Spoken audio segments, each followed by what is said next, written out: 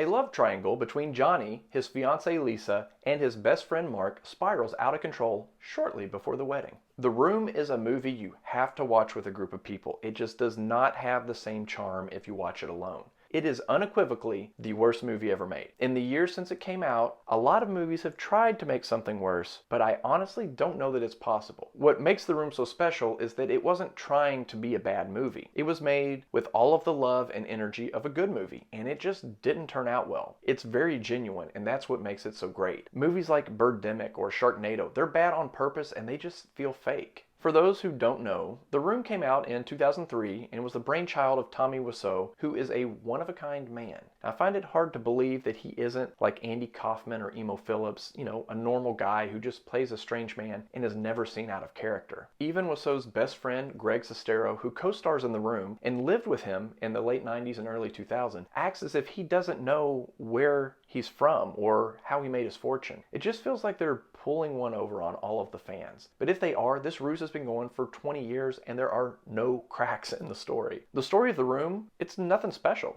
It's a guy played by Wiseau. He's the perfect man. He has a good job, he's up for a big promotion, he pays rent for the poor neighbor boy, and he never misses a chance to buy a gift for his fiancée Lisa. Now, unfortunately, Lisa is having an affair with Johnny's best friend Mark. Now, I've been trying to think of the best way to describe the vibe of The Room, and the best I can do is it feels like someone programmed some keywords into an artificial intelligence computer, and the computer spit out The Room, and thought that's what a good love triangle movie might be. The dialogue is absolutely hilarious, but not on purpose. The characters say things with the weirdest cadence, and the emotions are just all over the place. Tommy Wiseau's character of Johnny, he speaks in a way as if he has never had an actual conversation with another human being. I truly feel that he's not from Earth. He has an accent that I can't place, and the words that he chooses never cease to baffle the audience. Now, how many sex scenes do you think a 90-minute movie needs? The Room thought that the correct answer was 6 sex scenes, and 3 of them in the first 15 minutes of the movie. That first 15 minutes almost feels like a cheesy, late night Cinemax movie that'd be on at 2 a.m. And there are a lot of characters in The Room, and most of them have this big reveal that feels like it's going to change the trajectory of the film, but it never does.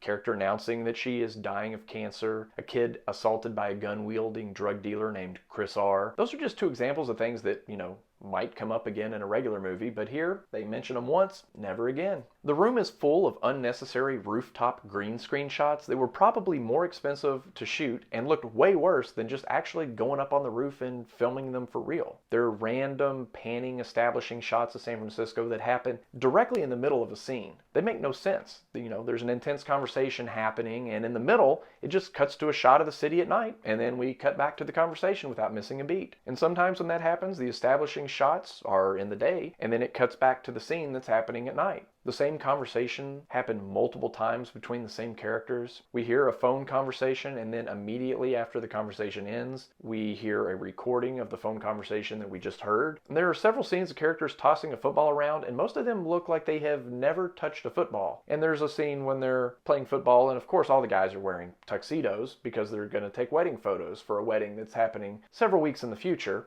Yet there's no photographer. Perfect sense. There are multiple scenes where one or more characters calls someone a chicken, and then they make chicken noises that sound nothing like a chicken. And I'm wondering if that's where Arrested Development got their running chicken joke from. A movie just doesn't stay in theaters for 20 years without being special. The Room is special because of how weird its star, writer, director is, and how he was able to make this incomprehensible movie and pivot from saying it's going to be the next A Streetcar Named Desire to saying he knew he was making a comedy the whole time. The mystery of the movie and its star is why it's so intriguing. This is a movie that can be watched dozens of times, and it never ceases to amaze. If you haven't seen it, get a group of friends together and watch it. My guess is as soon as it ends, you're going to want to watch it again and introduce it to another group of friends. The Room is a movie that demands to be seen and shared with everyone you know.